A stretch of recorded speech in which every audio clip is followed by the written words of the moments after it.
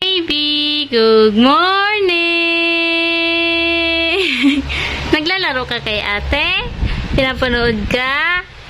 Ay, talagang ang likot-likot mo na Tingnan mo kung nasan ka na nasa may gilid ka na naman ng kama. Diyan muna kayo ni ate ha. Magluluto si mama ng breakfast. Kain tayo mamaya. Hello! Maliligo ka na? Pagkatapos magluto ni mama? Ha? Prepare tayo ng breakfast.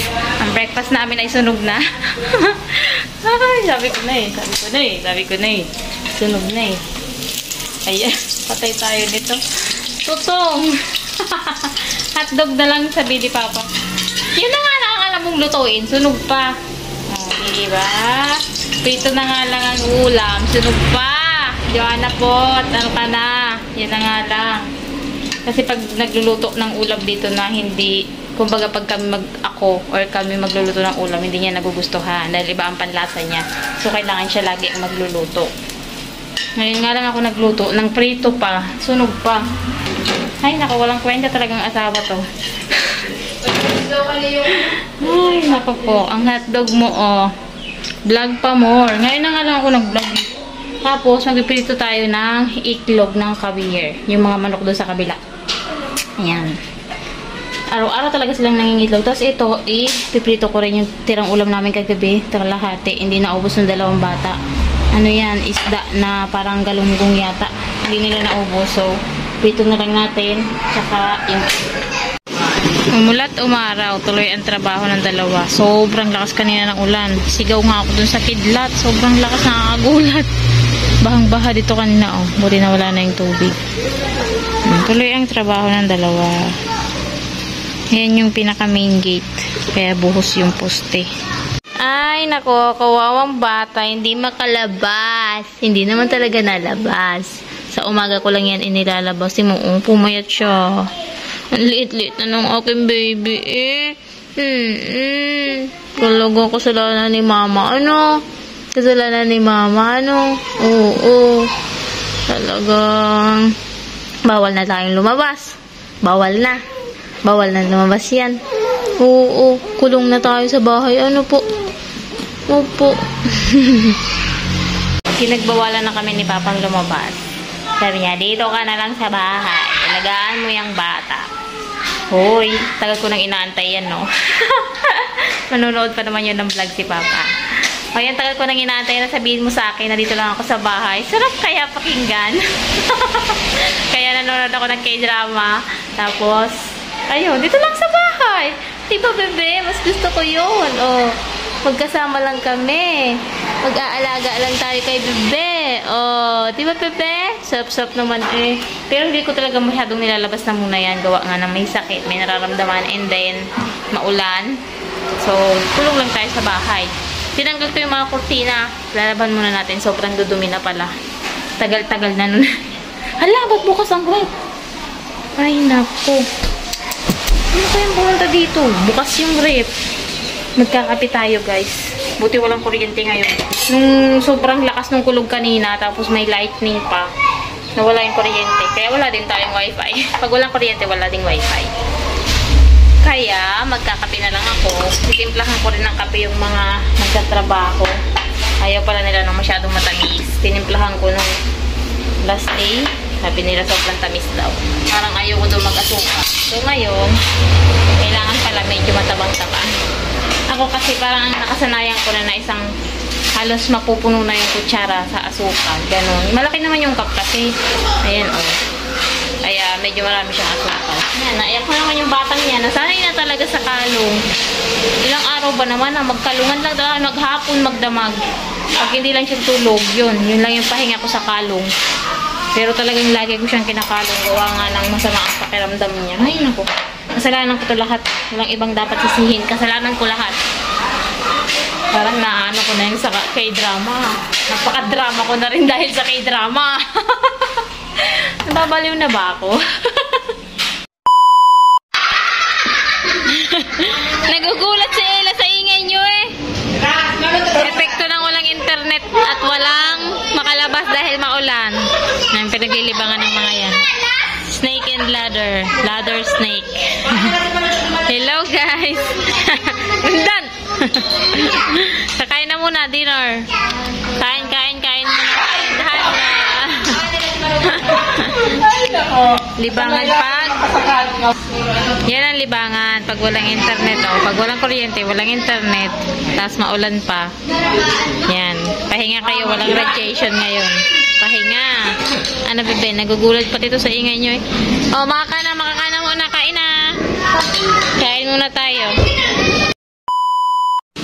Hello guys!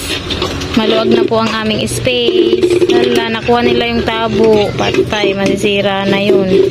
Naabot nila, nandito yung nakasabit dito sa ibabaw nito. Galing talaga. Malilikot na kayo, hindi kayo natutulog Maluwag na kasi yung kulungan nila, diba? Tinanggal na yung hati dito sa gitna at binenta na namin yung isa.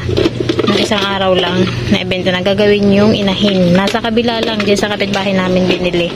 Gagawin kasing inahin, gawa ng maganda daw at marami siyang suso. Nasa 16 piraso daw yung suso, tapos magkakapantay yata. Kaya mas maganda daw yung gawing inahin. Hindi na yung kinatay. Nandyan lang sa kabila. Pag manganganak yun, kukuha tayo dun. Maganda lahi nun, mahahaba. Tsaka maraming mga anak. Nasa 16 din yung anak niya, 15. Marami. Ang lilikot nyo na 4,000 ang isa nito. Ano na yan sa amin? 2 weeks na sa amin. Nakaisang sako na sila ng pre-starter. Bali, tig-iisa yan na sako. Tatlong pre-starter, tatlong starter, tatlong grower. Ganun. Basta tig-iisang sako sa lahat ng klase ng papakain mo sa kanila. So, 2 weeks pa lang yan sa amin. Nakabili na kami ng ikalawang sako ng pre-starter. 1,200 yun. So, mga ilang araw pa lang yata yun. Basta, 2 weeks siguro ang isang sako. 2 weeks lang. Dahil 3 sila, nasabay-sabay kumakain. Ang lakas pang kumain. Ako, yung tabo, masisira yun.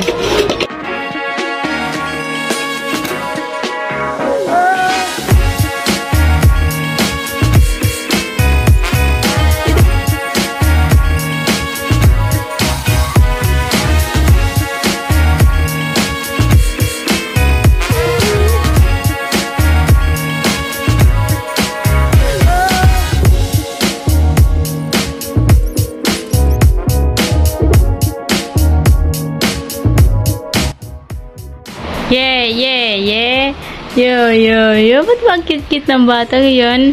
Ha? May sombrero pa yan. Ay, wow. Bad.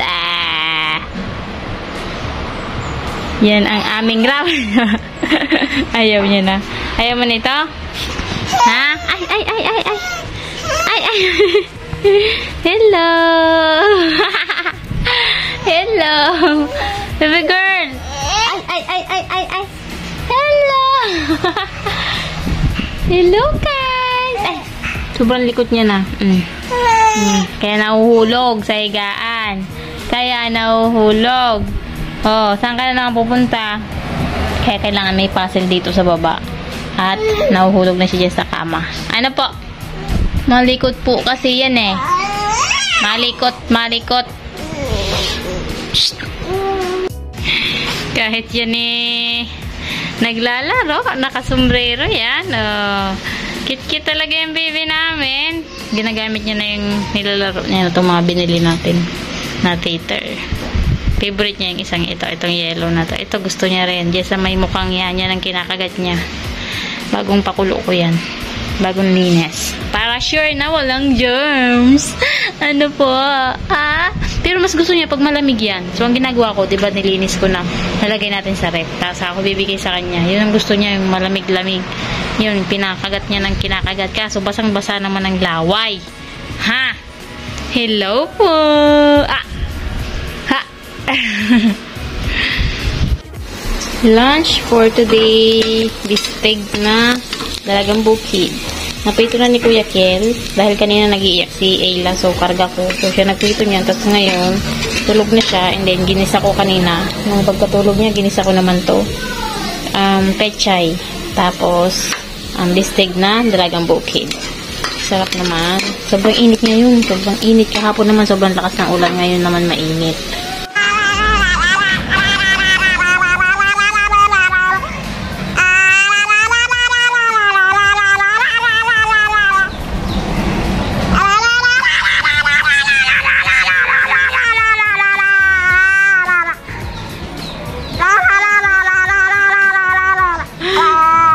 galing ni baby, no?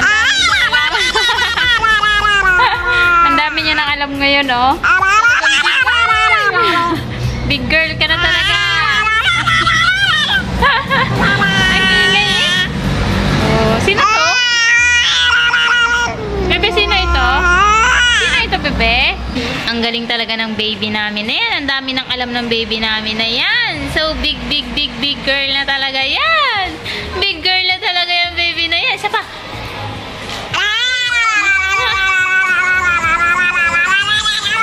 Oh, stop na. Stop na. Stop na. Stop na. Stop na.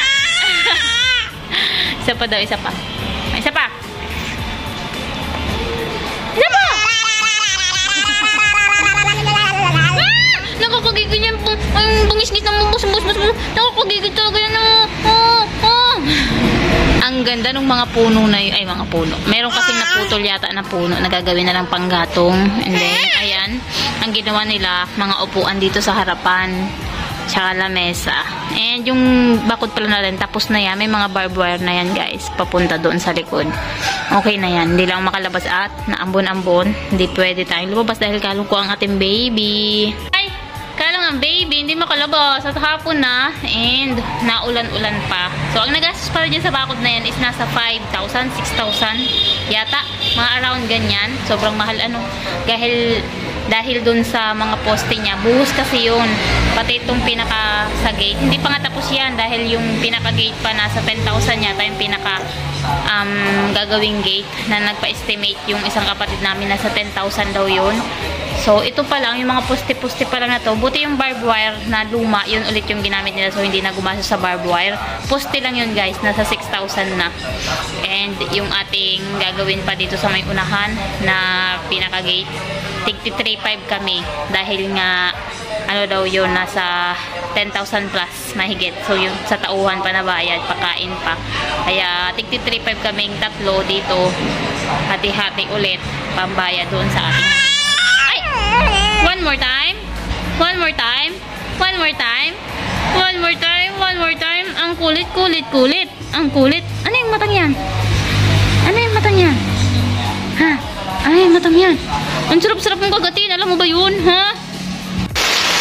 So, ayun na nga. Sabi ko sa inyo eh. Malakas na naman ang ulan. Kada hapon ganito. Kaya nakakatamad ng lumabas. Pero ayos lang kasi hindi maalikabok. Pag sobrang init naman araw-araw ang alikabok. Tapos pag nagwawalis dyan, sobrang alikabok, papasok sa loob. Pero pag maulan na yan, masarap ding matulog. Yes, sarap na matulog mamayang gabi. Mga busy sa paglalaro. Pati yung isa, oh. Nagsiselfone din doon. Ay, naku po. Tinanggal ko pala yung mga kurtina, nilabahan ko. Kaya walang mga ano din. Ayun, nasa may gilid. Nilabang ko na yan, ilalagay, ibabalik na lang. And yung ating baby is tulog na tulog. Nakatulog na siya. Hapon na nga eh. Habang tulog siya, magtitiklop tayo ng nilaban kanina. Ang dami kong titiklopin. Alam niyo yung foam na yun? Wala nang gumagamit. Naglalagas na. Ano kayong pwedeng gawin dyan? Naglalagas na siya. Gawin kayong unan. Ano? Kaso naglalagas. Ganun din. Sayang nito. Laki pa naman yan. Pangit. Parang hindi siya original na Uratex. Tiklop muna tayo. Habang tulog ang baby. Habang malakas ang ulan.